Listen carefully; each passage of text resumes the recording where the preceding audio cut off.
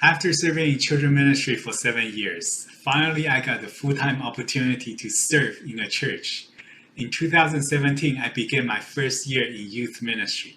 Nervous as a young green youth director, I was thinking, can I tame these little monsters? So I went up to the internet and I searched some of the challenges the youth pastor face. Youth, they're leaving church. Secularism, money, sex, video games, lack of parental supports, our busy daily schedule, the strong emotions our teens go through, and their relationship struggles. I remember my seminary professor once said, don't worry too much about it when two teens they enter a casual dating relationship, but pay attention if they're serious, because their ugly breakup could break up the whole youth group. So after working in youth ministry for 4 years, I came to realize these are not my challenges. These are my challenges. We're way undervalued. We work as children ministry babysitter, elderly ministry caretakers, and our church janitors. We also work without clear objectives. Are we supposed to focus on our sermon messages, Bible study, events, outings, hanging out with our youth to build relationships? Sometimes we work in hostile work environments. Youth, they're against us. Parents, they're against us. Church is against us. The entire nation is against us. What is going on? At times, we also may have conflict with our senior pastor. I remember the first year when I was in ministry. Every time when I talked to the senior pastor, I would need to pray 3 to 4 hours afterward. And nobody listened to us. We give ideas, feedback, and suggestions, but they were put on the back burner. So what can we do about it? Youth pastors are important. You are important. We need to create smart goals to help us to do well, build a healthy youth ministry ecosystem, identify and unload our ministry baggage from the previous generation, and getting our points across, communicate effectively with everyone. So I don't want you to think this is another motivational or self-help workshop, but to see what resources we can learn from the Bible to help us to succeed. So what happened? I looked around. This is what I found. Youth pastors are also preaching to adults or college level students. Lead young adult or married couple fellowships. Serve in children ministry not as disciplers, but as babysitters. Children, youth, college students, and married couples, they're in different life stages. How could one youth pastor minister to all of them? A lot of youth pastors, they're looking for a safe place to work, to talk, but this is kind of unrealistic. Men talk because of sins. Everyone is talking about the church youth pastor, even children. I knew because in the church I used to serve, the children come to ask me, what was Pastor Eugene like? That's because they're going to be in his class soon. And with the COVID situation is not helping. Many of the youth pastors were laid off or became part-time. The current situation is so dire that even a church pays well, it cannot quickly find a youth pastor. With our current education system, we have 5 years of grade school, 3 years of middle school, 4 years of high school, and 4 years of college. Can you imagine some student, they finish one level of school and don't want to move up? What about us? Do we want to move up to the next level of youth ministry? For those of us who are still here, how do we do it? Evangelism, both in our hearts and with our actions. Don't just preach, outreach to these youth.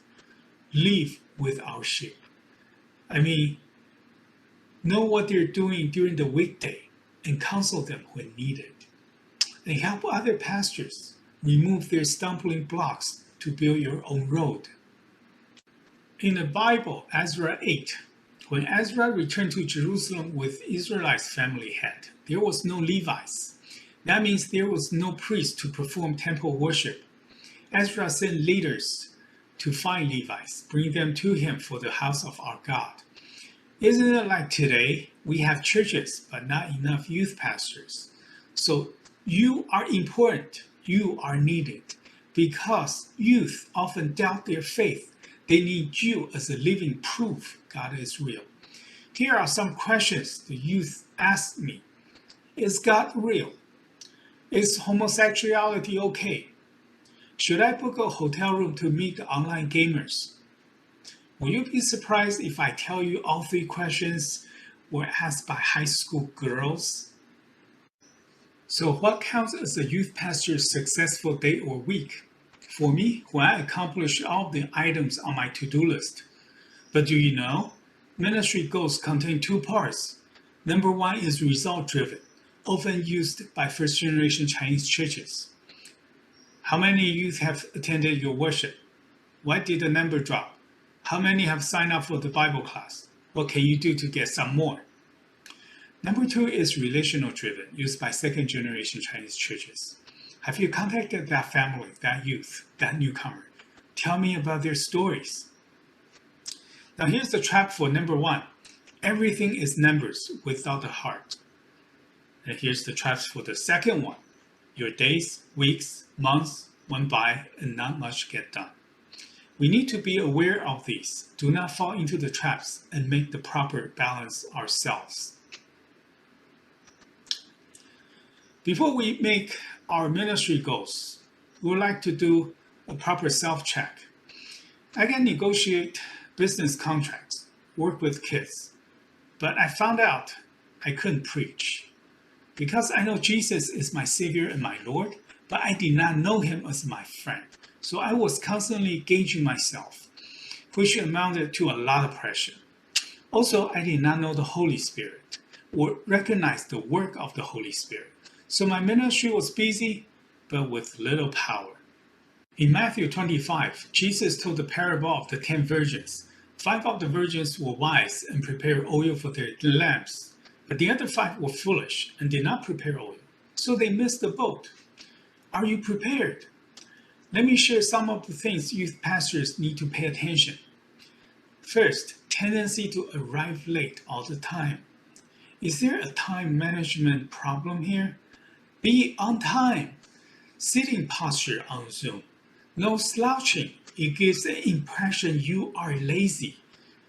Check background video clarity and audio noises before you begin a Zoom meeting. Make sure your dogs are outside and no one is cooking or uses the toilet. Once you understand the youth ministry big picture, pay attention to these little things. It's like preparing oil for the lamps. We're also too busy to find fault in others, which is good because it gives us years of practice to pinpoint our own. Let us accurately confess our faults like you would identify these in others. Make corrections, and then this self-check process is complete. This needs to be done because you'll come up with good goals when you have the right mindset. Focus on my calling and create smart goals. Do you know Jesus is goal-oriented? He told disciples our home is not in this world, but in God's kingdom. He took disciples and together they work toward that goal. For us, let's ask what Jesus wants us to do. First, we need to have original thinking and create brand new plans. Stop copying from others, or even from last year's. Every youth group is different. Every year is different. And we are taking the responsibility to do the teaching. Second, teach the application of the Bible. Too much knowledge deforms a healthy Christian youth. When the youth can pray, don't want to come to church, tell lies without hesitation, you know they don't need to hear more Bible story, but how to act in accordance of God's will.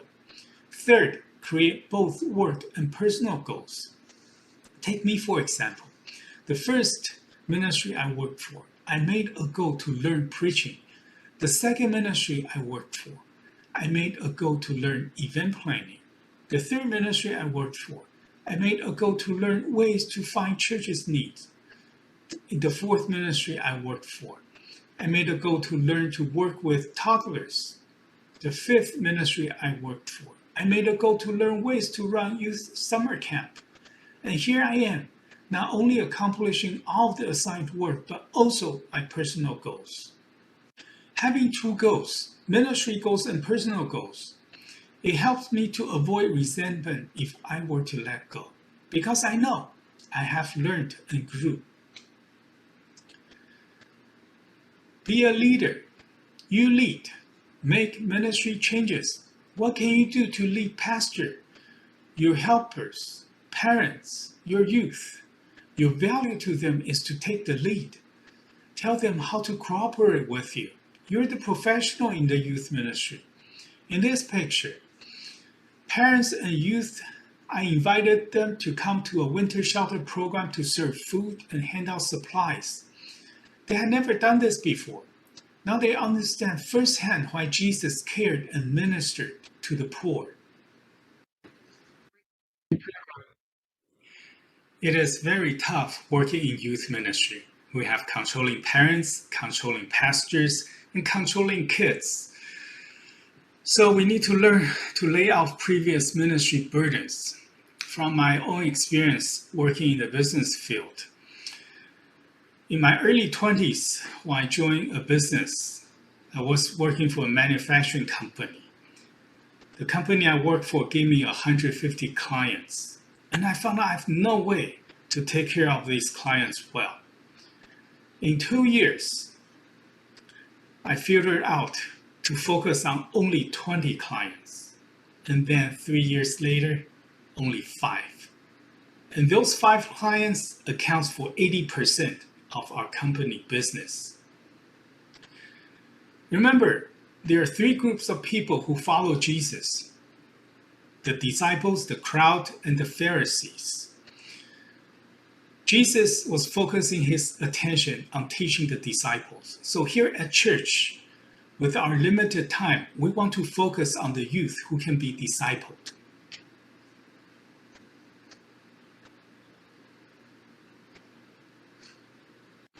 While packing for a recent San Francisco trip, I saw some of my wife's luggage. They're pretty old, big, and heavy. Then I remembered the newer type I saw on Amazon. They're collapsible, super lightweight, waterproof, and with USB charging ports. I hear very often church pastors say they're ready to pass the batons. That's the reason they brought you in. But what if it's an old luggage that you don't want? Growing up in the Chinese family, my parents gave me 3 career choices: to become an attorney, a doctor, or an engineer. At that time, engineer is civil engineer to build roads, bridges, canals, and airports. With the best intention in their heart, they had no idea the computer is about to revolutionize the whole world. And there, I picked computer engineering as my major in college. Guess what? In ministry, we have our baggage too. When we enter a new church environment, watch out for these fallacies. We need to bring our youth back to church. We need to grow as fast as possible.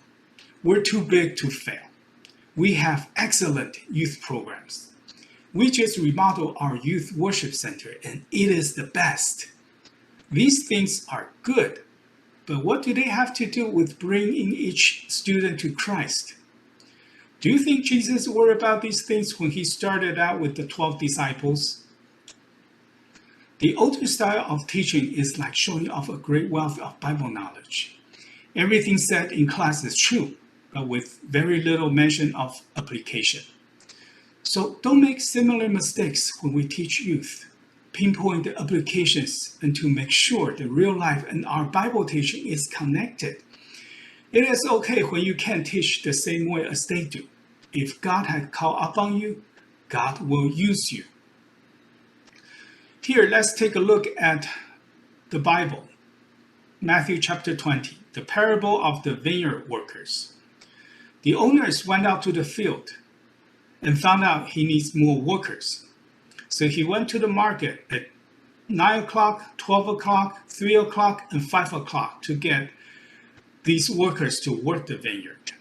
But at the end of the day, everyone received the same pay. The one who worked longer hours, those who had more experience, are jealous of the latecomers. Very sad. This has happened quite often in our church setting. We see senior pastors and youth pastors, they're competing, and we didn't understand why.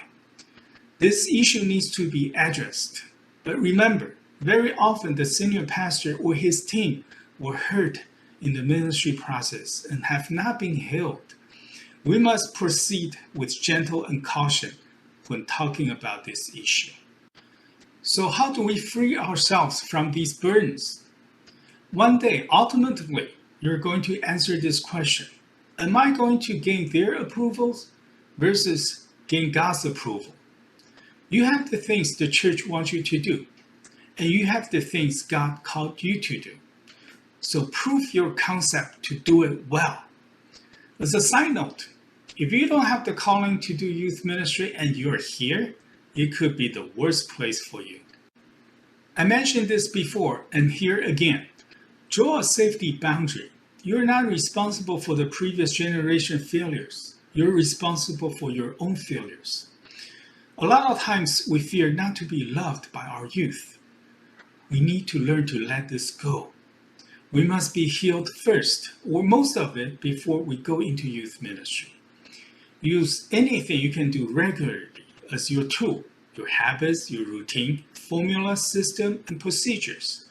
These will help you to overcome human issues. So here are the new goals. The previous generation wanted to make church adults friendly or parents friendly. Now we want to make the church youth friendly. But are we making disciples? So don't stop learning. Ask yourself, do you know how to bring the modern day youth with a lot of money to Christ? I know one youth whose Bitcoin is worth more than the house I lived in. Or bringing the youth with ADHD or autism to Christ. Or simply to carry on and have an hour conversation with them. There are classes out there we can take to upgrade ourselves. Remember, with everything we do, it has to be razor-sharp focus on making youth disciples. So once we laid out previous generation's burden, we can begin doing our own ministry work. In the Bible, Matthew chapter 9, verse 17, it says, "Do not put new wine into old wineskin. No, pour new wine into new wineskin, and both are preserved." You are the new wine. You're going to ferment. You're going to grow. In a little while, I'm going to show you what new wineskin looks like. This is a healthy environment in a forest. We have the grass that's feeding the grasshoppers. The grasshoppers, they're feeding the frogs to the snakes, and the snakes to the eagles. The insects and animals died along with the stream to become nutrients for the grass. And then the cycle repeats. A lot of times we don't have a healthy work environment. So what are some of the signs of a toxic work environment? Your boss and your peer go around you to plan things. They're doing shaming and blaming, and you are burned out even before you get out of bed each morning. You have high turnout in the workplace. People come, people go, no one cares. Now, do you see these similarities in your own youth ministry? Is it a toxic youth ministry with no real leadership in the church? No resources. We don't have money. No one cares. Hardly anyone is helping in the youth ministry.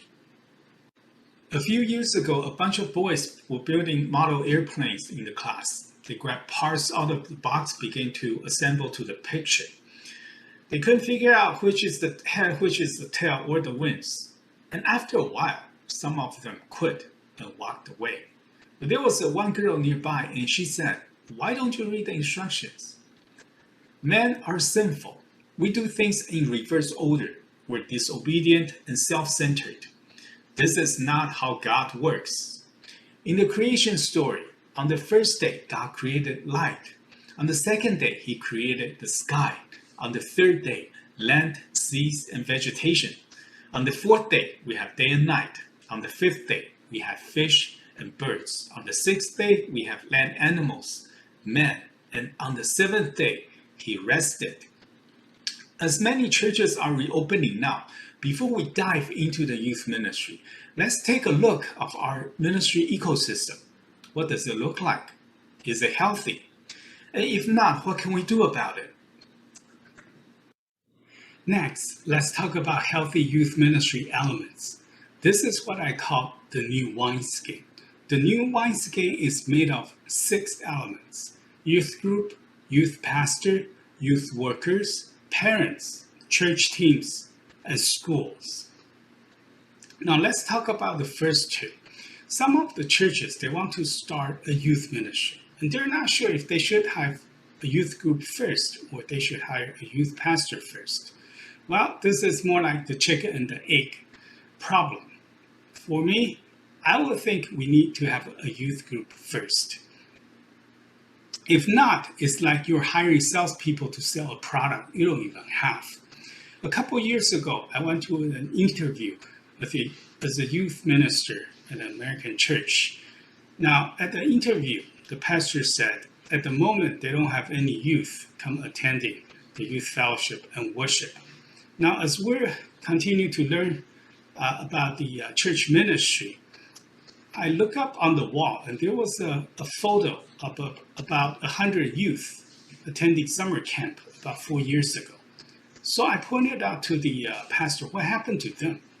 And another in the group answered, there was a huge family feud within the church, and the congregation split.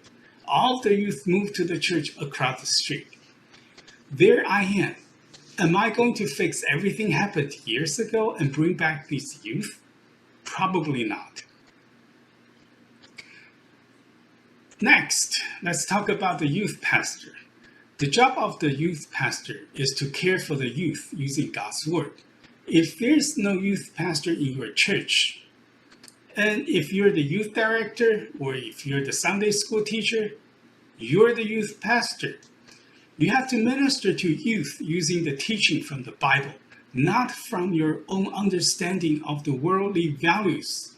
You're highly encouraged, to man up and step up. Take a couple classes, attending workshop, join a group discussion group, so we can share ideas and brainstorm how to build up a brand new youth ministry. Now let's talk about youth ministry workers. And this is your team. We have students, parents, church singles, and local school teachers. Look for volunteers who agrees with your vision. I know some youth pastors swore by having a youth room and playing video games with them, but they're having a hard time getting the team's parents involved as helpers, because not many parents I know would want to see their youth play even more video games in the church ground. In youth ministry, we have to walk that extra mile to work with the parents. In this morning's program, we had Joy Chen share the topic of family worship, bring church home. Discipling youth is parents' responsibility under church pastor's direction and guidance. Then we had Lena Gao's workshop on hosting a parents' fellowship. I only knew 3 pastors had done parents' fellowship, and this is a great way to know the youth family and provide them with prayers and supports. In addition, here I'm going to talk about PDA meeting. In my church, we have semi-annual PDA meetings to share the vision and encouragement with our parents. Here are some of the topics I've done before. Getting to know youth ministry, our worship, our Sunday messages, Bible study programs, and prayers and devotions. Book reading. I've led year-long book reading parents fellowship. We read Boundary with Kids, 5 Languages of Love, and Doctrines of Christianity. We also talk about raising next generation children with godly characters. These can help the children, help the parents to understand raising next generation youth is their primary responsibility. And also, I have hosted many parenting workshops on intergenerational communication, religion and freedom, harassment training, and children's safety training. So you see, I spend same amount of time working with both parents and youth in my youth group. Now we're going to talk about the church teams. They're the pastors, elders, deacons, committees, and core team. Over the years, many youth I taught didn't even know the senior pastor's name or the church name. So it's very important for them to get to the front of the next generation youth, to introduce themselves, preach a sermon message, teach Sunday school, to establish that fatherly figure. We also need to have church-wide youth safety training. Why? Because just by myself, I cannot overlook all of the youth. They could be running all across the church campus. So everybody has responsibility to watch over their safety. Now, this is their roles and their responsibility. We just need to gently remind them to get them to pay more attention to our youth ministry. Lastly, let's talk about their schools. Last week, through National School Project, I met a local high school Christian club officers. There comes the president, the vice president, the secretary, and the treasurer. In 3 hours, we made annual Bible study plans for the school year 2021 to 2022. We also plan events and activities. We brainstorm fundraising ideas. That day, I witnessed their spiritual maturity, and because of that, they have outperformed many adults who couldn't organize their days or weeks. The school ground is the harvest field, and they're doing this Christian club for Jesus. So here we're going to talk about a youth pastor's healthy mindset. Let's look within. Find older mentors, not just peers. From my own experience, Pastor Jackson was my mentor for the past 12 years.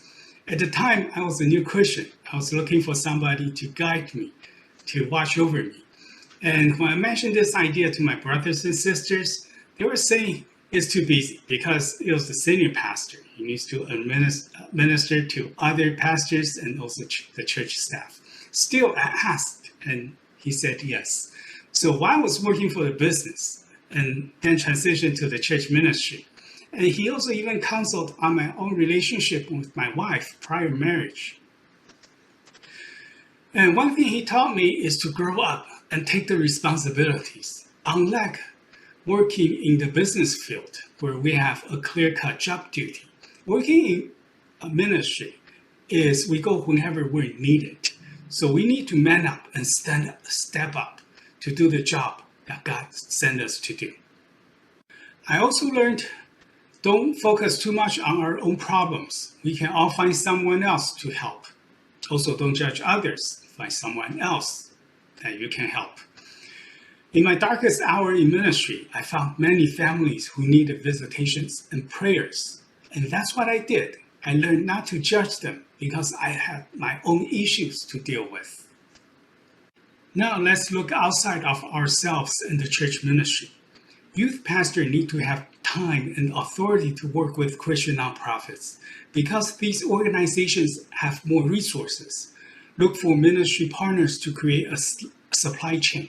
For example, I work with Child Evangelism Fellowship, CEF, National School Project, NSP. I know some of the Southern California pastors, they work with YSMP and also WAM for Summer Mission Project. Personally, I also work with East San Gabriel Valley Coalition for the Homeless. Every winter, I go to different churches. We're handing out supplies and food for the winter shelter program. Now, these are not just events if you're connecting the youth, parents, and workers. They become a supply chain.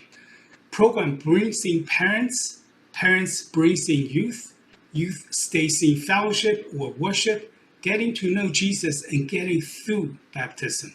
They begin to run the ministry, and these steps repeat themselves. To conclude, children or youth ministry is under family ministry. Family ministry is under church ministry, and we're all interdependent and interconnected. Now, what if your senior pastor or core team doesn't agree with you? You can call a meeting to educate them. It is your responsibility to educate them. They really don't know. If they knew, they wouldn't need you. Now you may say, my church is not paying me that much.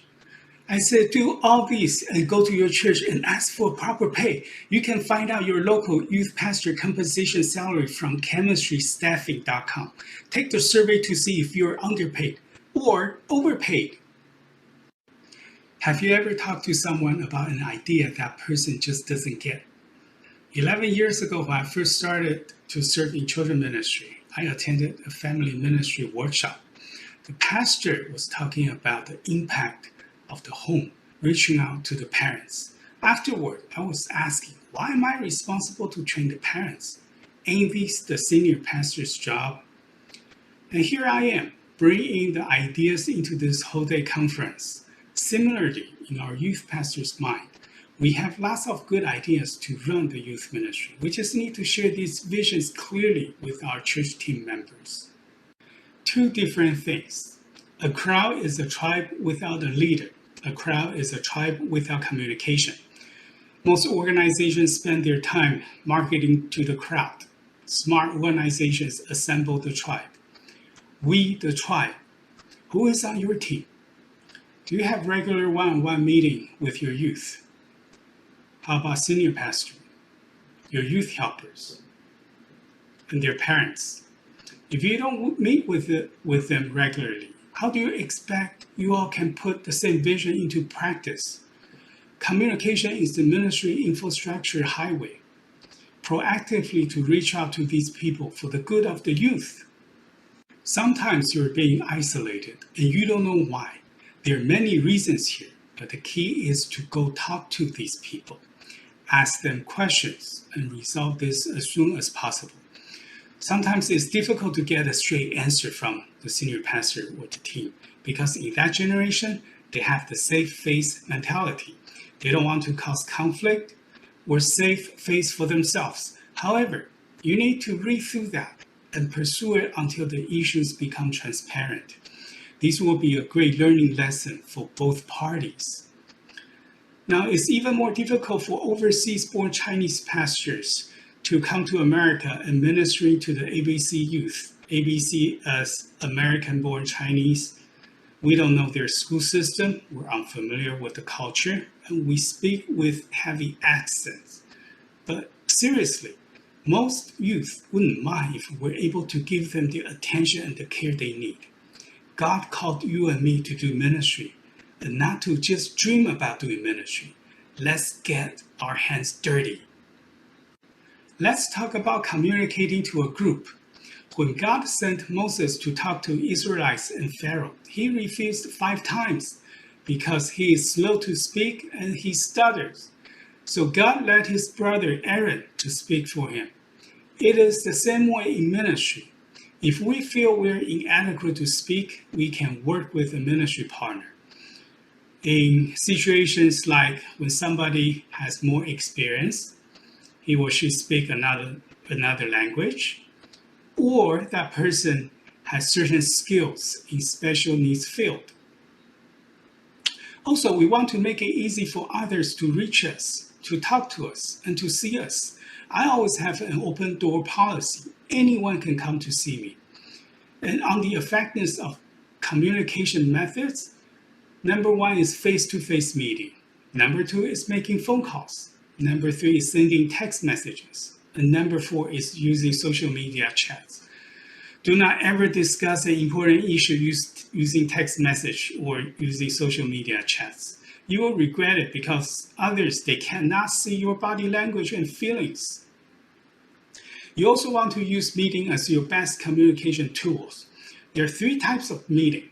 One is inquiry, the second one is gathering information, and the third one is decision making.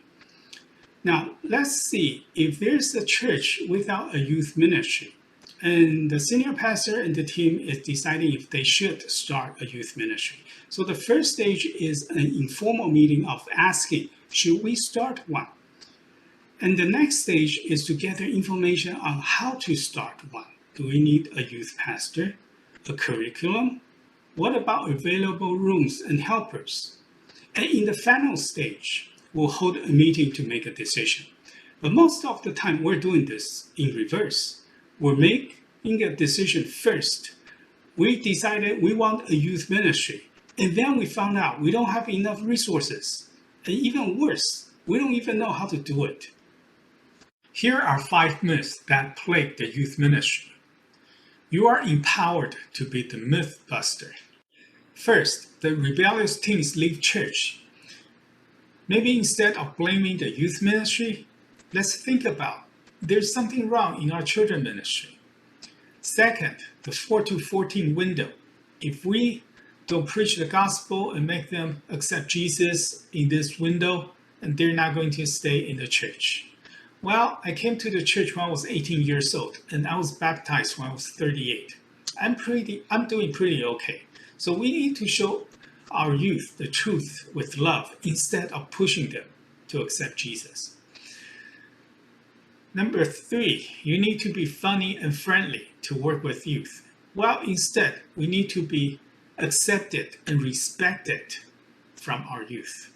Number 4, old folks can do youth ministry. Nowadays, youth need a fatherly figure, a role model, versus big brothers and big sisters. Number 5, meetings are a waste of time because people are doing it wrong. People come to the meetings unprepared. They do not do their research ahead of time. They call brainstorming sessions meetings. No wonder these people can't get anything done. You're the Mythbuster, the Dragon Slayer, the Cloud.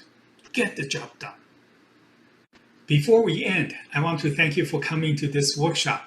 I know youth pastor, you have your own favorite book collection, but by no means these are the greatest ones here. But these are the ones which helped me. Number 1, Exploring Lifespan Development by Laura Burke. Number 2, Youth Ministry Management Tools by Jeannie Olson, Diane Elliott, and Mike Work. Number 3, Generation IY by Tim Elmore. Number 4, Simple Student Ministry by Eric Geiger, Jeff Borton. And number 5, Purpose-Driven Youth Ministry by Doug Fields. Thank you.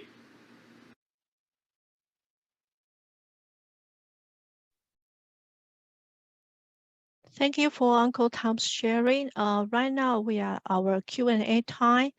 If you have any question, you can post on the chat that we can collect it. Right now we have one question.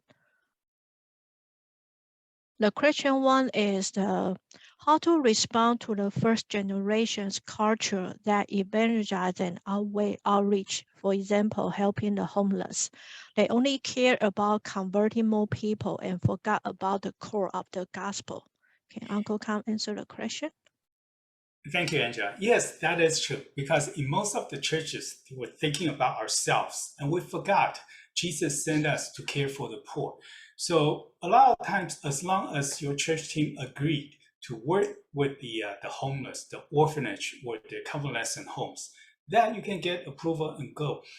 Sometimes I learned the youth family or the children's parents, they were concerned about their safety. So that's one of the valid reasons. If you have that concerns, or if your church member have that concerns, then you can maybe choose another ministry to do. But yes, all of us, we need to do outreach because God did not limit our ministry just to our own church families, or our community. Okay, there's the second question. Can you give more example of service in community and city? More examples of services in community and the city.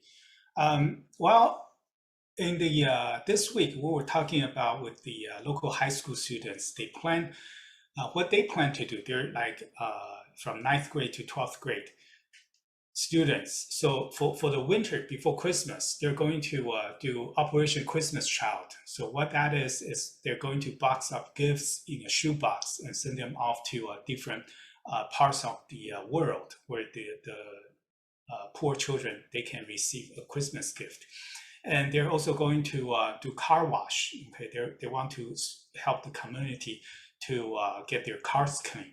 Also, they want to visit convalescent homes because one of the grandparents were in the convalescent home. They want to sing a choir and get a pastor to go there to preach to them.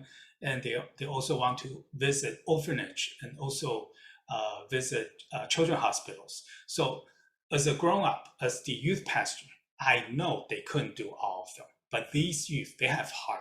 They have heart to do ministry. I mean, look around, ask around. There will be plenty in your local community. But those are some of the ones that have been served previously. And I encourage them to pursue these outreach programs. Okay, number 3, the speaker has shared a lot of important points. Will there be keynote or script available for future reference? This workshop is recorded, so it will be available on YouTube. All of us, the speakers, we have uploaded our PPTs on the Microsoft OneDrive. So after our workshop, Angela will send out the email to everyone. You will also have the link to join our Telegram group. Number 4, how to build deeper relationship with youth when we don't get a lot of time with them. We only see them for around an hour twice a week during youth meetings. Yes, that is not enough, most definitely not enough. Now, you need to get permission and maybe get somebody to okay you to do this, but you can start a youth social media chat group. For me, we have a Discord group that I hang out with the youth and children during the weekday. So from Monday to Friday, I know what they're going through. If they need help, they need prayers. If they're sick, their friends they're sick, I can pray for them. If they're going through a test, especially somebody right now, they're going to transition from elementary school to junior high. So I can pray for them if they want to take the entrance test. So this is one way. The other way is to do home visitations, preferably 2 or 3. You can visit a family. You can pray with them and for them. Once you go into their family, you're their guest. Be gentle. Do not criticize them a lot. Instead, disciple the whole family. Focus on the youth, but talk and communicate to the parents. Question number 5. They don't seem to care about a youth pastor's perspective, and they're quantitative and result driven. Yes, I know, because I've been through many Chinese churches. They're like this. Well, still be patient and pray. Spend a lot of time to pray and find the common ground for both you and the senior pastor in areas where they can grow. Because I know one of the things is you want your youth group to grow, and the senior pastor want the church member to grow. So we can find some steps that we can do, step by step. For example, right now is August, right? Right now is August. The Moon Festival is coming up in September. So let's plan out a Moon Festival event, either on Zoom or at the physical church, where you can invite the families, and then you can look after the youth and the children, and the senior pastor can talk to the parents. And then through this outreach and evangelism program, and then both of your groups, can grow. So that's one of the ways that, I think you can help the senior pastor to understand why it is important to value your perspective.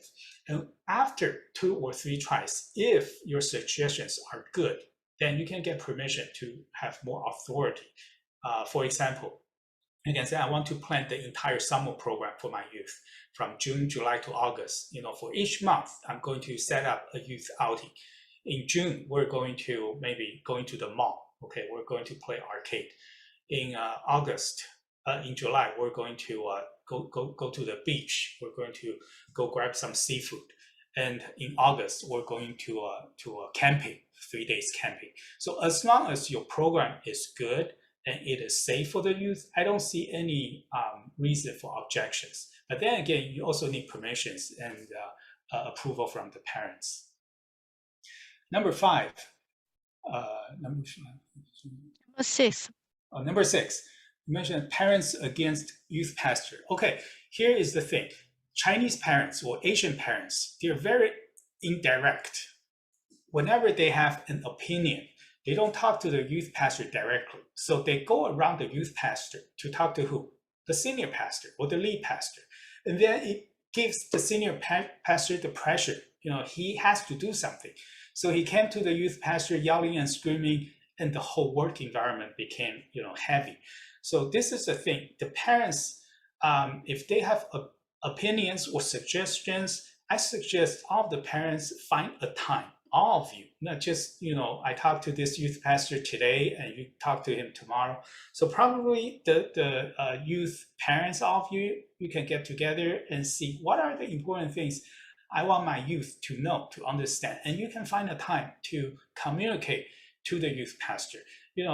I've been in this position and place for many, many years, so I know I need to take a proactive action. So I set up semi-annual meetings with all of the parents. But for the younger youth pastor, they may not know the importance of communicating with parents. So you can take the step first to say, hey, some of our parents, we got together and we want to communicate a few good ideas to you. What time would you be available? And then if he said, it's not my job to talk to you, then you go talk to the senior pastor. But make sure you have a direct and a simple communication with the youth pastor first.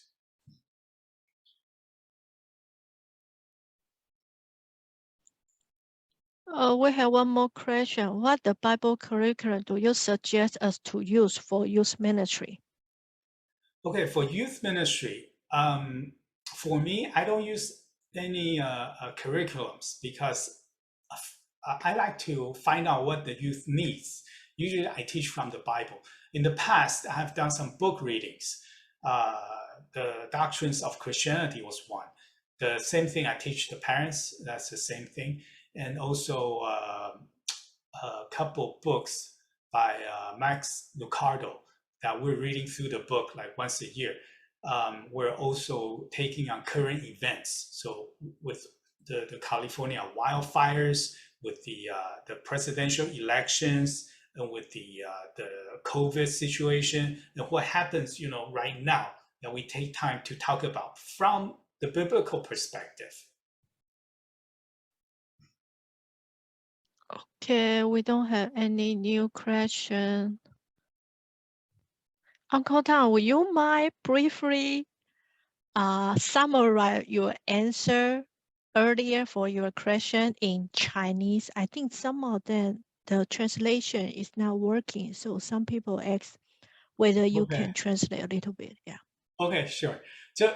我刚才所讲的是一个青少年牧师在教会里面的一种观念哈，就是有人问到为什么家长会对青少年牧师这么的敌视呢？是因为是家长有很多时候他有想法，他希望青少年牧者怎么去来教他的孩子，但是呢他又不好意思，或者可能是语言方面的沟通的问题，他就直接去找主任牧师。但是主任牧师在这个时候呢，其实他并没有大部分的主任牧师并没有很多心思花在儿童事工或青少年事工身上，所以他会很快的把这个青少年牧师叫过来，然后跟他说一遍。有些时候态度也不好，或者说有语言上面的这些误会，所以就给青少年牧师造成很大的伤害。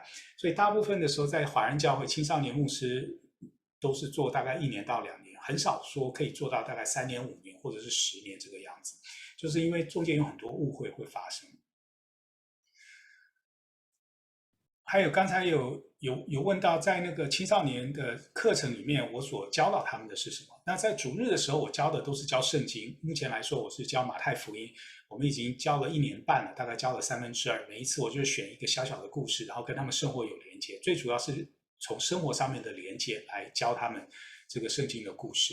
那团契里面呢，我教的就很多了，因为团契我希望就是说大家有可以一起有讨论的时间，然后彼此他们可以去经过讨论认识对方，然后他们可以交朋友。所以在团契的时间里面，教材就是很灵活的。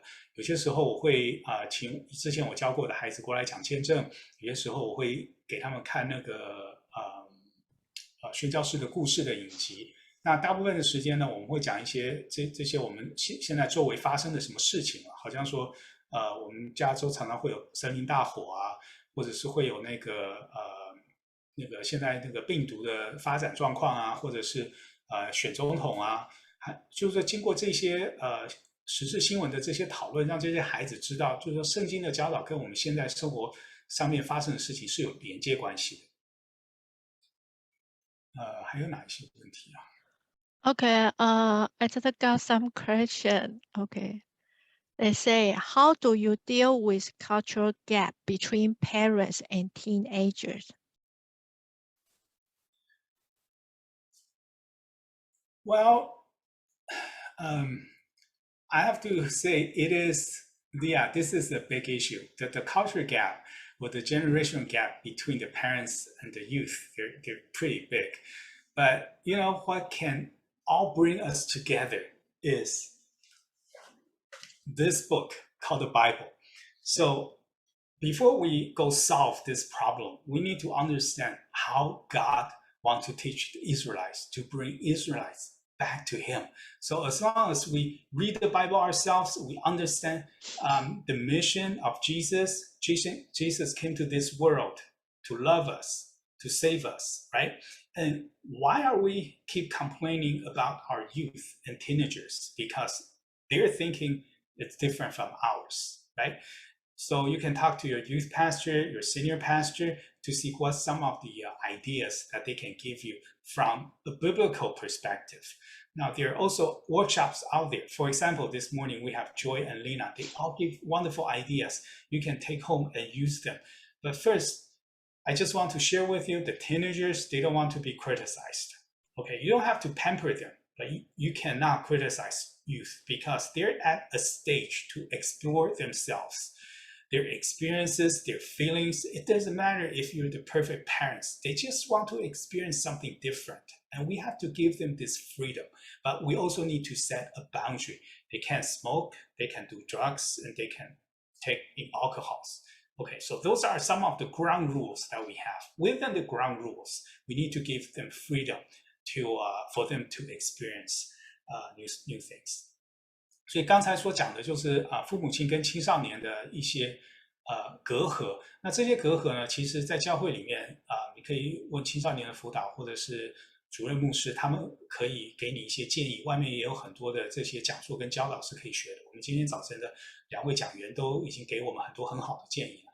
那我的建议就是说，青少年在这一段时期呢，从可能5年级开始吧，就11岁、12岁的时候，他们就会想要接触新的事情，不管说你们是多好多完美的父母，给他多少就是他足够的东西，他都会想要去尝试新的东西，这个是没有办法禁止他们的。所以在他们安全的范围里面，他们不可以喝酒，不可以抽烟，不可以吸毒之外，给他们这么多的空间，让他们去试不同的东西。他们会想要交新的朋友，知道这些新的朋友家庭，他们父母亲是做什么的，这些新的朋友他们的生活圈子是什么，他们的环境是什么。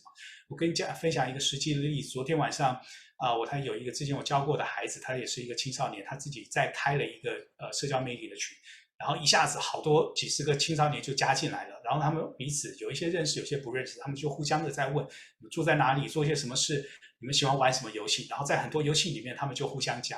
这个就是我们青少年他们想要知道的事情。那他们有没有犯错呢？有没有犯罪呢？我看上是没有的。但是可能在家庭里面，我们会觉得这个小孩子晚上不睡觉，这个小孩子怎么讲这么多电话，这个小孩子怎么玩这么多游戏？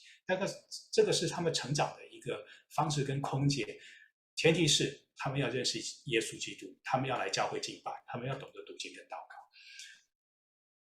好，还有一个问题，他是问说 ，What are the major issue with the youth life now? The challenge that we need to overcome? Well, one of the major issues, actually, we created them. They have too many stuff.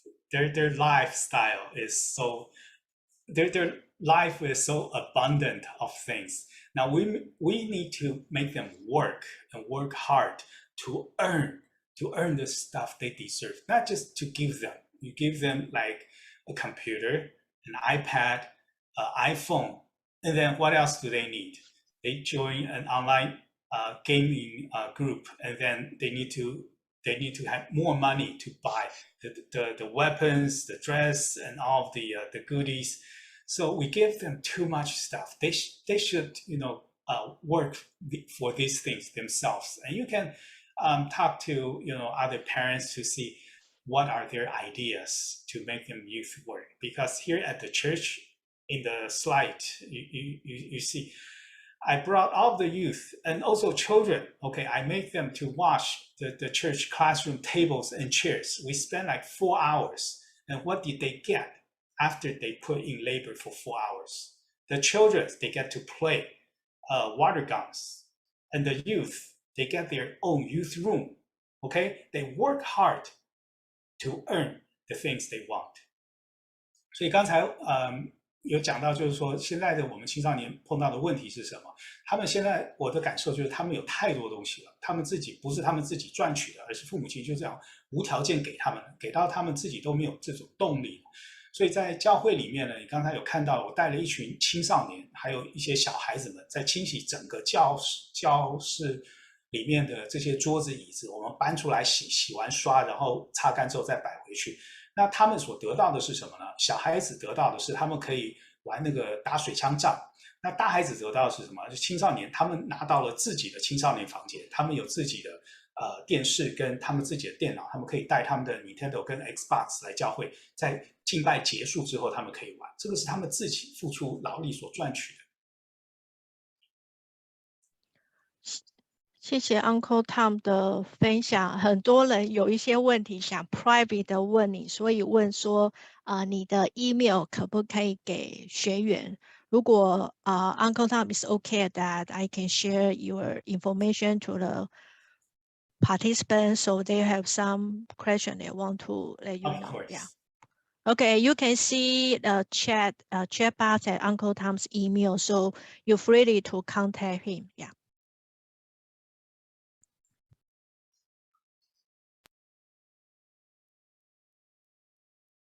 Okay, we have one more question just sent to me. We have 2 more questions. How to bridge the English congregation with Chinese congregation to enhance the support and communication to be one family under the same church? Okay, the first generation Chinese church needs to understand this is the time for you to make the sacrifice, to make the transition. If you want to hold on to the Chinese churches, it's not going to succeed because we are here in America. The majority of the people here, we speak English. So if we continue to have that mindset, we're going to build up the Chinese church. We're not going to see big results. So for us to sacrifice ourselves is to train the next generation, to train up our English congregation, the English pastors, the youth pastors, the children pastors, and to continue to work with the Christian nonprofits like the Far East Broadcast Station, Child Evangelism Fellowship, the Chinese Christian Communications.